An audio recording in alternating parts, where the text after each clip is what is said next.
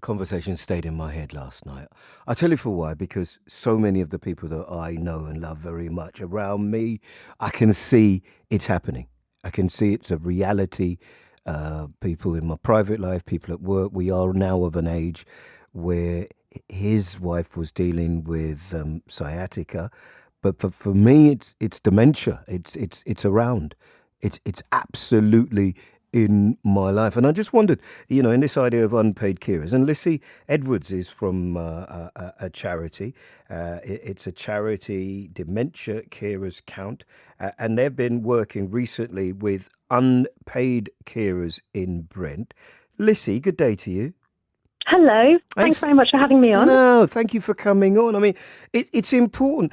First of all, the idea that people are carers and don't know they're carers, that might seem a little bit weird to some people. Does it make sense to you? Oh, it's very familiar to me, Eddie. I actually cared for my mum who had dementia. I didn't live with her. And I never considered myself a carer. It's only when I came to this organisation that I realised I had been a carer.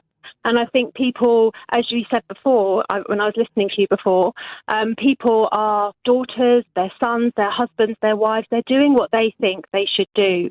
And so oftentimes people would even resent the term carer. Yeah. So I think, there is a barrier to using that term at times. And that barrier then acts as a barrier to perhaps accessing some of that which is available.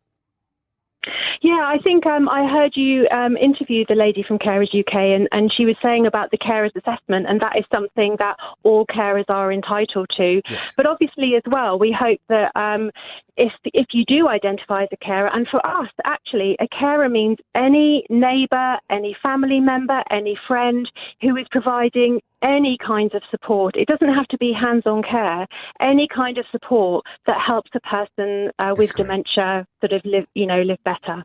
Right, let's get into some of that. I mean, more broadly, that has applied really, I suppose, significantly and much more visibly through COVID, checking in on people, making sure they're there, organisations and individuals making a difference. Speak to me specifically about what you offer. What we offer. Okay, so you talked to us. You talked about us being in Brent. So yeah, recently I've been up in Brent at a community centre, and I've been running some sessions for groups of carers. So the sessions really encompass practical information, but then also what's really, really important is that we have time for carers to share their experiences with each other, share their feelings about what they're doing, because oftentimes carers don't choose to be carers. I didn't choose to be a carer. It was something that I wanted to do, but oftentimes people feel they have to do as well. So having that space to be honest about how you're feeling sometimes is really important. But obviously the practical side is really important as well. So some of the things that we talked about in Brent very recently is we talked about what actually is dementia. And what is it doing in the brain? And there's often a confusion between Alzheimer's and dementia, and people often ask, what's the difference? Well, dementia is an umbrella term, and Alzheimer's is a type of dementia, and there are lots and lots of different types of dementia, and they affect the brain in different ways. We also looked at how dementia might affect people's vision, how it might affect their communication, the effect it has on memory, reasoning and planning, and those sorts of things. And also looking at, as a carer, how do you find time to look after yourself? Well, that's and it's that idea about that oxygen mask, isn't it? Yeah. I mean, and that's the bit, if you don't mind, for this bit of it, because I'm planning. I don't know how, and hopefully I'll get your help. I am planning. So many of the people I know are impacted by it that I am planning to do some sort of special on it. But in terms of the carer, the person who is day and night, is on call, who doesn't relax, who won't, even when they put their loved one in a home, they're still absolutely paranoid about what's happening to them. What kind of ideas? Because the people I'm talking to, they say they can never turn off. Yeah, no, I totally empathise with that. I cared for my mum who didn't live near me, and I never switched off. I never stopped worrying. And every time the phone rang, I picked it up with a sense of dread because it ends up being something that you just cannot turn off. So it's really difficult. And I tell you what is a massive challenge is getting carers to even acknowledge that their own needs are important. And I think that's one of the things that we can do within the group setting, because carers can support each other. And getting someone to acknowledge, you know what, it is really important that you look after yourself, because most carers neglect themselves and neglect their own health needs as well. But is it also important to go up, today I feel rubbish?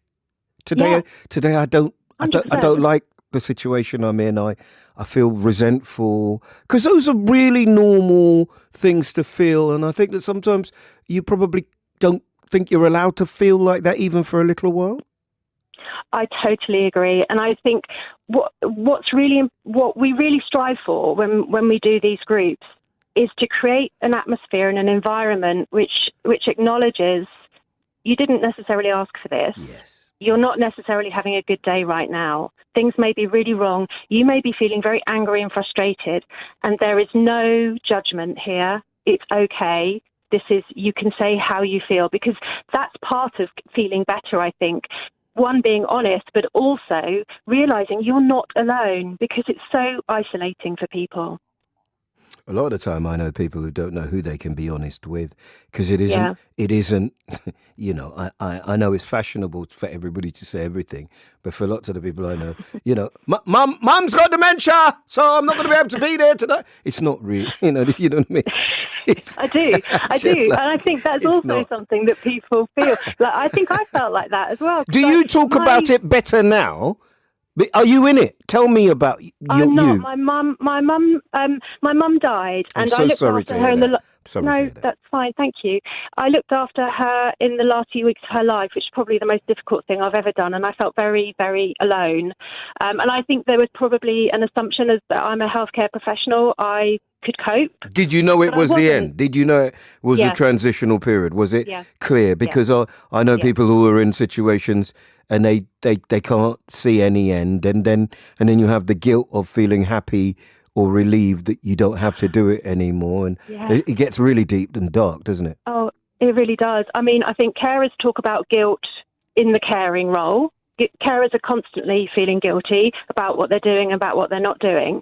And then, like you say, there is, for me, I'll be honest, there was a sort of sense of relief that I didn't have to do that anymore, and that she wasn't going through what she was going through anymore. And I still feel terrible saying that, but it's the truth.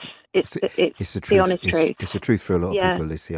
I've got to say, as I say, listen, thank you for doing and thank you for using that, which must be incredibly painful for you, to help other people, to let them know it's okay, to let them know to talk, to let them know to share their experiences. As I say, it's something I'm looking at, and I'd love you to be part of that, because you have that lived experience. And as I say, I really do appreciate you coming onto the show today. That's Lissy Edwards there, who's Dementia Carers Count. That's a charity. It's Carers Week, and it's our way of marking it here on BBC Radio London.